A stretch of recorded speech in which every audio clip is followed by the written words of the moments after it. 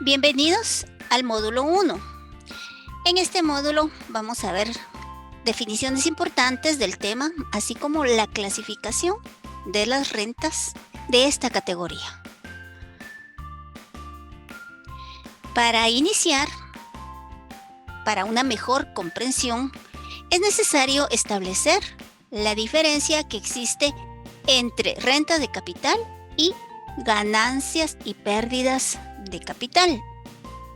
Vamos a ver que rentas de capital son aquellos ingresos que provienen de elementos patrimoniales, de bienes o derechos, es decir, que son todos aquellos bienes, derechos y obligaciones que integran el patrimonio de una persona individual o de una empresa, por lo que estos bienes o derechos deben estar a nombre del contribuyente.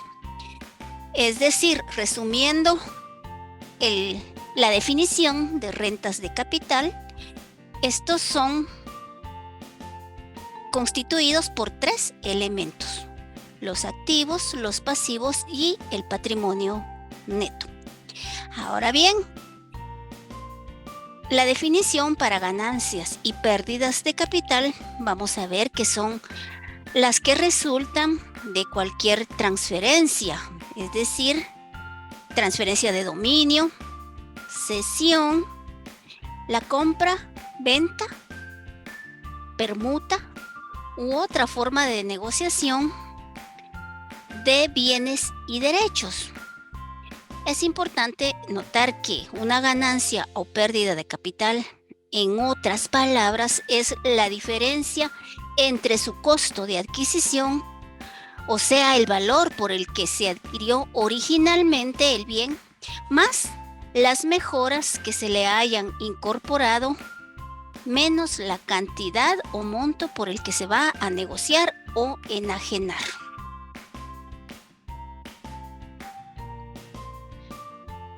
Hablemos un poquito del hecho generador. De forma general podemos comentar que generar rentas, recibir ingresos en el territorio guatemalteco de acuerdo al alcance del impuesto sobre la renta, hace que surja la obligación del pago del impuesto. Es de recordar que el impuesto sobre la renta ha sido dividido en categorías atendiendo al origen de los ingresos, por lo que no está de más recordar los nombres de estas 3 categorías: rentas de actividades lucrativas, rentas del trabajo y rentas de capital y ganancias y pérdidas de capital. Y precisamente es esta última categoría en la que vamos a centrar la atención de este curso. Para este tipo de rentas, la ley establece como hecho generador la realización de operaciones o actos relacionados con elementos patrimoniales, como ya dijimos, que pueden ser activos fijos, derechos, entre otros. Pero por favor, notar que siempre y cuando el giro habitual de la persona que está realizando las operaciones no sea comerciar con dichos bienes o derechos. Si esta condición no se cumple, el contribuyente entonces deberá pagar el impuesto bajo la categoría de rentas de actividades lucrativas, eligiendo uno de los regímenes, toda vez la operación o transacción es de su giro habitual. Continuemos. Ahora bien, ¿quiénes deben de pagar el impuesto? O sea, es decir, ¿quiénes están afectos al pago del impuesto? Cuando se trata de este tipo de operaciones, en esta categoría de rentas de capital, veamos que están sujetas las personas que realicen las operaciones como personas individuales, personas jurídicas. También es de mencionar que pueden estar sujetos los entes o patrimonios, que al momento de realizar las operaciones establecidas como hecho generador, entonces tienen la obligación de cumplir con el pago del impuesto. La ley ha dejado establecida una clasificación para este tipo de rentas. De ahí partimos que tenemos rentas de capital inmobiliario, rentas de capital mobiliario, ganancias y pérdidas de capital. También loterías, rifas, sorteos, bingos o similares. Rentas de capital inmobiliario. Veamos cuáles entran en esta clasificación. Y dice la ley que son aquellas provenientes de arrendamiento, subarrendamientos, constitución o cesión de derecho o facultades de uso, de gozo de bienes inmuebles. Y de igual forma, siempre hace la aclaración que el giro habitual del contribuyente que realiza estas operaciones no sea comerciar con dichos bienes o derechos.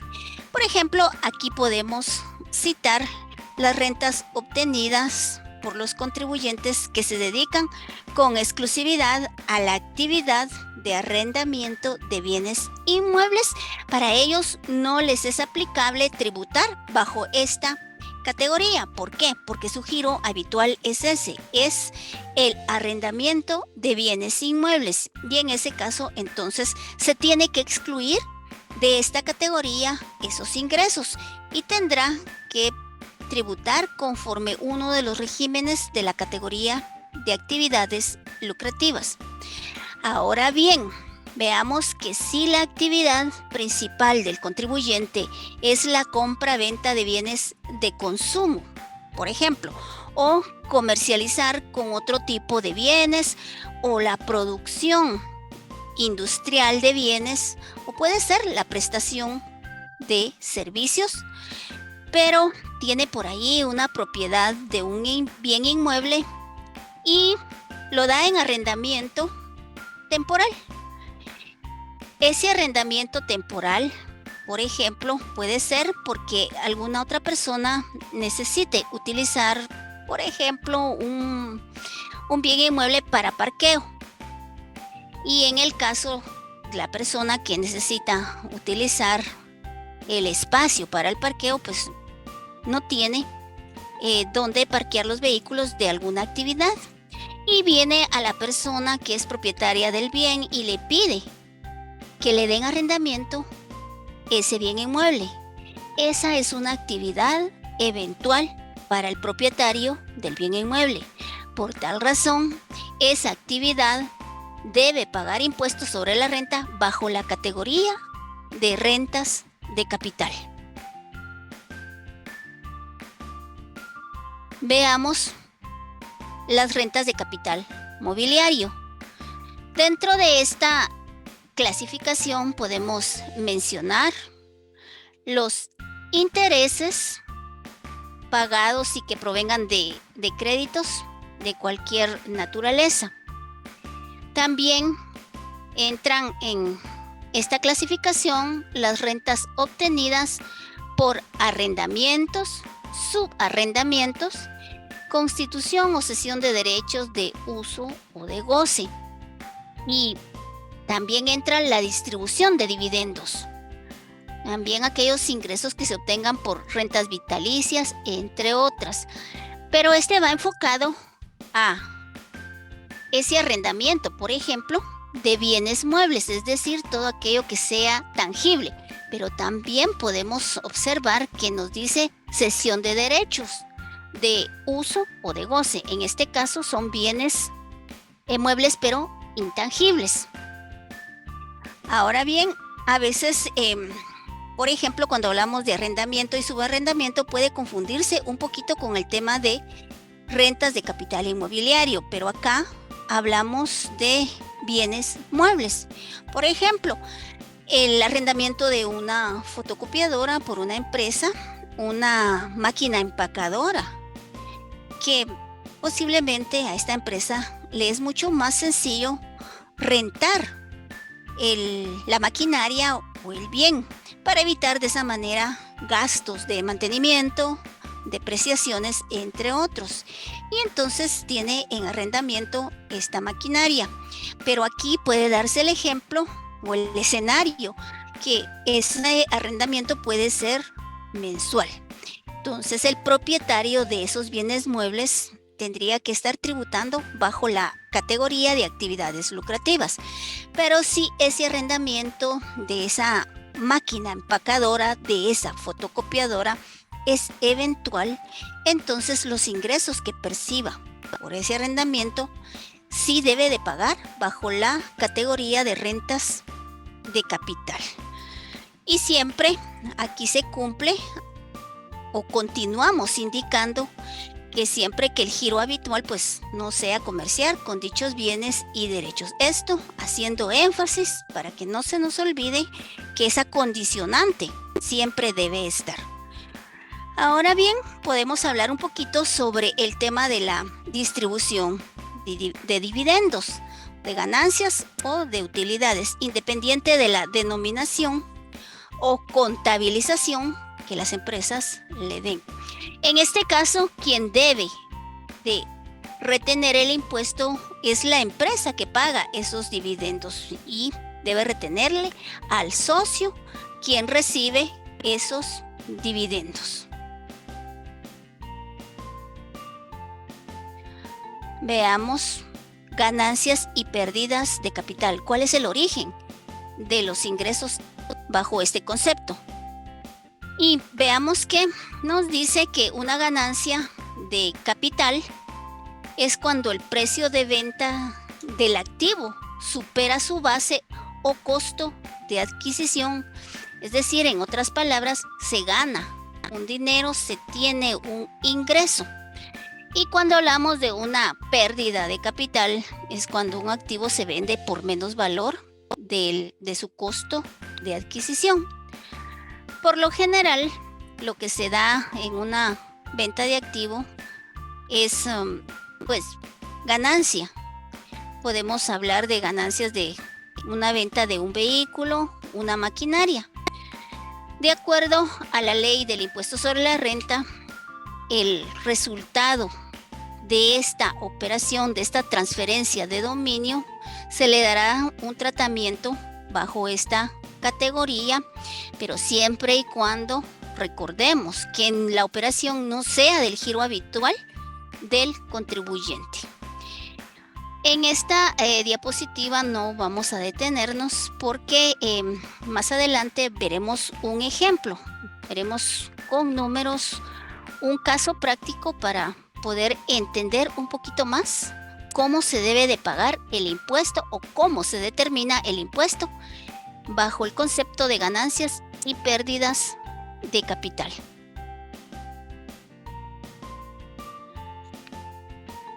Ahora veamos aquellas rentas provenientes de loterías, bingos, sorteos, rifas o eventos similares. Acá es cuando la persona compra un billete de lotería o participa en una rifa y pues es el feliz ganador, se hace acreedor al premio. En este caso debemos de recordar que quien debe de practicar la retención del impuesto es la persona que está pagando el premio y va a ser sobre el valor del premio que se está recibiendo. Algo muy importante es que para el respaldo, el documento que va a respaldar la operación debe de emitirse y también debe de estar sujeto al pago de timbres. Entonces ya sabemos que si tenemos ingresos que provengan de estos conceptos, también están sujetos bajo la categoría de rentas de capital al pago del impuesto sobre la renta. Al igual que en las otras categorías del impuesto sobre la renta, en esta categoría también hay exenciones. De ahí se deriva que gozan de exención los subsidios para satisfacer necesidades de salud, vivienda, educación y alimentación. Cualquier otro subsidio que no esté contenido entre estos conceptos no gozará de exención. La enajenación ocasional de bienes muebles de uso personal, es decir, por ejemplo, una computadora, al momento de transferirla de dominio, de vendérsela a otra persona, el ingreso que se obtenga no estará afecto al pago del impuesto. Pero hace la aclaración que las rentas provenientes de venta de vehículos que sean objeto de inscripción en los registros correspondientes, y aquí también podemos hablar de una propiedad, de un bien inmueble, esos ingresos no están exentos. Se debe de cumplir con el pago del impuesto como la ley determina, la ley específica determine, se debe cumplir. Exenciones. Como en toda categoría del impuesto sobre la renta, en esta categoría también existen las exenciones. Y tal es el caso de los subsidios para satisfacer necesidades de salud, vivienda, educación y alimentación. Es decir, que los subsidios que se reciban por otro concepto no gozarán de exención. Así también la enajenación ocasional de bienes muebles de uso personal. Por ejemplo, una computadora de uso personal se puede vender a otra persona y esa no generará la obligación del pago del impuesto. Pero la ley hace la exención en esta parte, que los ingresos que se obtengan de la venta de vehículos que sean objeto de inscripción en los registros correspondientes, y aquí también puede entrar un bien inmueble, estos ingresos no están exentos, están afectos al pago del impuesto, por lo cual se debe tener en consideración esta situación. Hemos llegado al final de este módulo. Agradecemos su atención. Nos vemos en el siguiente módulo.